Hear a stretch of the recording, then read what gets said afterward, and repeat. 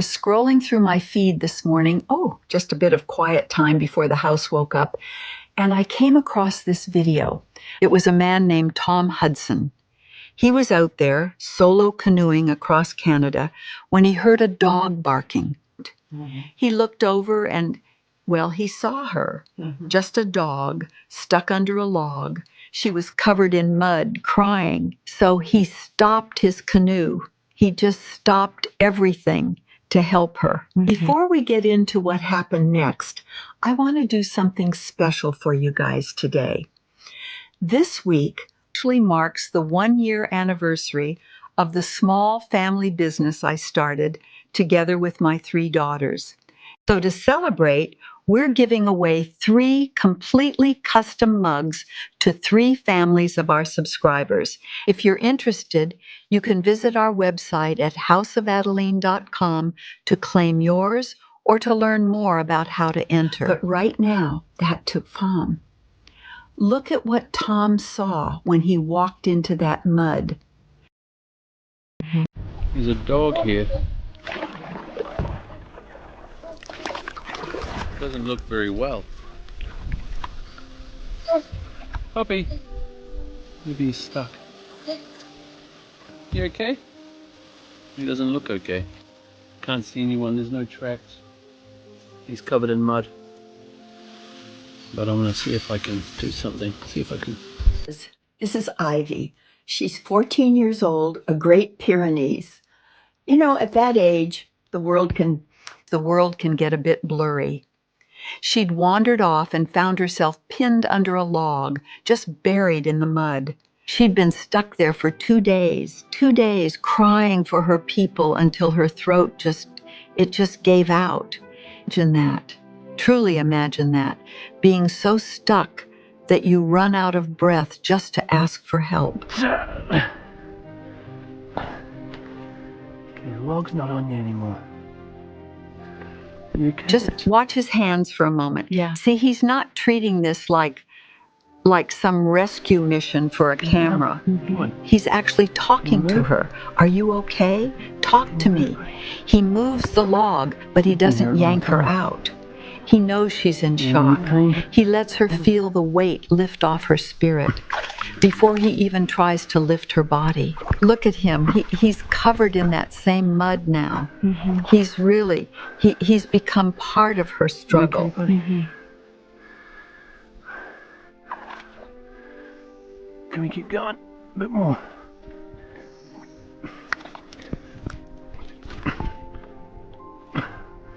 Oh. I'll see if I can get you to my canoe. But you gotta help me. You gotta help me. Come on. Come on. We're making progress. At this point, Tom was really struggling to get her to the canoe. She could barely walk. Her back legs they'd given up on her after being pinned under that log for 2 days. And you have to imagine how heavy a dog like that gets when she's exhausted and soaked through.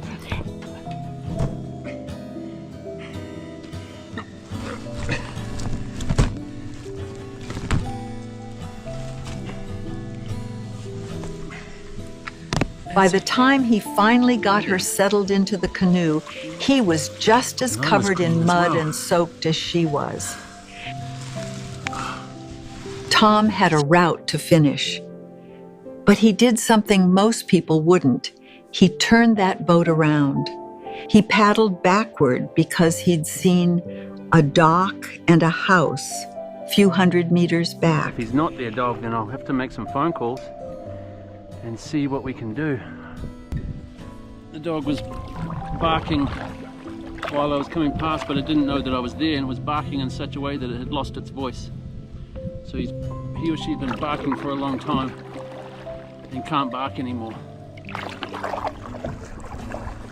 So there's a dock here in front of me, and there's a house just up from it. So, and this is only about 200 meters from where the dog was stuck. So I'm hoping that this house is its owner, or at least they know his owner.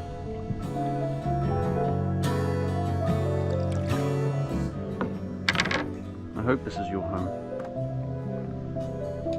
Okay, buddy, you ready? You ready to come on the dock? Come on, up. Can you imagine being the owner of that house? You've lost your old girl for 2 days. You think she's gone. And then this stranger shows up at your dock with your heart in his canoe, all covered Hello? in mud. Hello.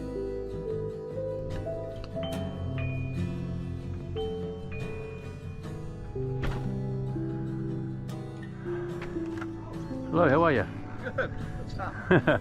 Hey, I'm just canoeing. I'm canoeing across Canada. Oh yeah. And I was just canoeing past and I saw a dog that's been stuck in the mud. Oh no. Is Is it live still? Yeah, I was wondering, is it your dog? Yeah, probably a white one. Yeah. Oh, It looks like he's been there a long. looking for her for a long time. It looks like he's been there a long time. Where is she? I dragged him out of the. I don't know if it's a girl. Is it a girl? I dragged her out of the mud and put her on my canoe, and I brought her here on your dock. Thanks, because I've been looking for her. I looked down there too. She's a nice dog. I was worried at the beginning. She's 14 years old. Oh, she can't move her back legs very well. I don't know if that was normal, but I had to move a log from that was on the back of her. She was in the water, half in the water, half on the mud. Jeez. And I've looked all over for her. She's been gone 2 days. It looks like she's been there a while. Is she gonna? She's okay. She was barking when I came past, but it looked like she's. Looking for her. How far is she? Was she right by the dock? No, she was a few hundred. She's down there. Few hundred meters up there, and your dock was just the next. Your dock was the next. Walking one, so over that's that why I- small hill and just came seeing straight his here. dog alive, it probably brought the biggest relief ever. 14 years, that's a long time to love a dog. The average lifespan for her breed is 10 to 12 years old. You don't get to 14 without being cherished. Tom didn't just save a dog, he saved a family's history.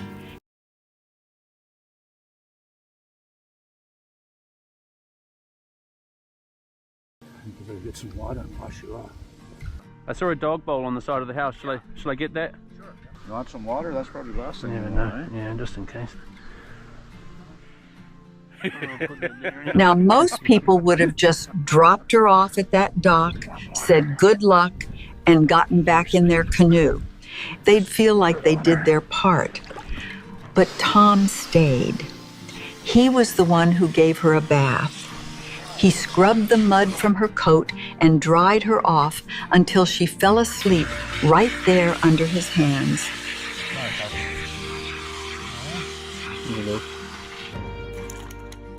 Are you getting all cleaned up? All that mud? Yeah. It's gonna take a while.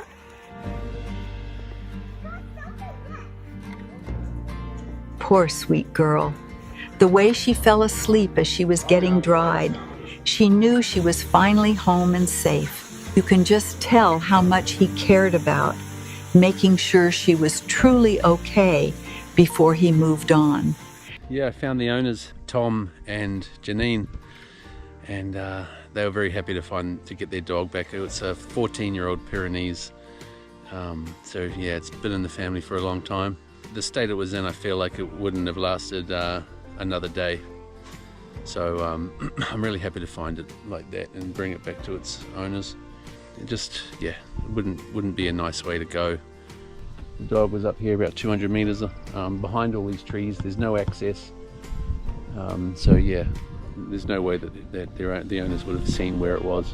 You know, since I brought it back, they offered me lunch. So I've sat down and had lunch with them, and we just started chatting, and then it got to about 4 o'clock, 4:30, and then they just said, look, hey, do you just want to stay the night and carry on paddling in the morning? So again, Canadians just being awesome and offering me a place to stay, and yeah, beautiful thing, love it. So that's the plan. All right, so I've spent a night here at Tom and Janine's place. Yeah, time for me to head off, so I'm just going to say goodbye to Ivy. She seems to be moving around a bit more, but because of how much hair these Pyrenees have, it's really difficult to tidy her up. So Tom and Janine's son he works with horses, so he's coming over soon with like some shears and like to really get all the knots and things out of Ivy's hair. So I'll ask them to send me a few photos of when she's back to her normal self. So she's made her way outside to her favourite spot, which is underneath this truck. Hello, Gil. Hello there. You feeling better? Well, thank you very much for the evening and the morning and the breakfast, and Thank you. yeah, I'm glad to get your dog back to you. Happy I was in the right place at the right time. What a fighter. Yeah, all the 14, best. and she was not ready to give up on life yet. She wanted to live, and she barked until she couldn't anymore. I can't imagine how sore her throat must have been. Animals hold on to life when they are well loved, cared for, and happy. She obviously wanted to see her people and her pack again. I think we spend so much time looking for greatness in the world, big gestures, loud heroes. But there's a specific kind of strength in a man who stops his work, gets his hands dirty, and saves something that can never say thank you. It reminded me that we're all just holding on to logs sometimes, waiting for someone to kill the engine and notice. You know, that line just stopped me when I first said it. We're all just holding on to logs sometimes, waiting for someone to kill the engine and notice. Because I think about the people in my own life, and I want to talk to you directly for a second. Look at your own life right now. Think about the people you claim to love so deeply that you just assume they know it. But here's what I've learned at my age. Assumptions are the thief of connection. We all walk around fighting these quiet, heavy battles inside, entirely alone. Everyone you love is carrying something right now, and you're too busy to notice. But tomorrow is a lie we tell ourselves to feel better about neglecting today. Let me ask you something uncomfortable. When did you last make your mother feel truly seen and appreciated for the decades of silent sacrifices she made and still makes for you? The brutal truth is, life got loud, you got busy, and she ended up on the other side of that noise, waiting. And for those of you with a partner at home, look at her. You've become roommates managing a household. The romance quietly died, buried under bills, schedules, and responsibilities. You don't romance her anymore. You just coexist. You love each other, sure, but somewhere along the way, you stop choosing each other out loud. People need to be told they matter. They need to be shown. Not just when the calendar tells you to on Christmas or a birthday, but on a random, lonely Tuesday morning when they are sitting by themselves. I want to share something personal with you for anyone who might need this. I started a small family business with my 3 daughters. We create custom, personalized family and couples mugs. We don't mass produce anything. My daughters and I design these so that your specific family unit, your names, your hands, and your exact relationships are perfectly anchored right on the layout. When your mom or your partner lifts that mug on a quiet morning, they aren't just holding a premium, heavyweight ceramic piece. They are holding a physical reminder that they are still the center of your world, even on the days you forget to call. You can find us over at houseofadaline.com, and the girls also put a direct link right below this video if you want to design one for them today. But for now, let's get back to the video. This is the kind of horror a person has to worry about when a pet goes missing. It's bad enough to think they might get hit on the road or killed by some other animal, but the idea that they can simply be trapped and die a slow, terrible death is just a whole different level. I lost my own senior dog to natural causes this year, and the idea of a 14-year-old dog being stuck in such a situation for so long makes me want to cry. Sometimes strangers walk into your life and do something amazing, and then we send them off, wondering what we did so right to be blessed by angels that walk this earth. I've seen a lot of videos about animals that someone has just spliced together to make a story. But this might be the only time in YouTube history that somebody actually stumbled upon a trapped animal and wasn't the one who put them there in the first place. So thank you so much, Tom, for saving Ivy. That would have been a rotten way to die after being a loyal family dog for 14 years. You, sir, are a hero. Thank you so much for spending this little bit of your day with me. It really means the world.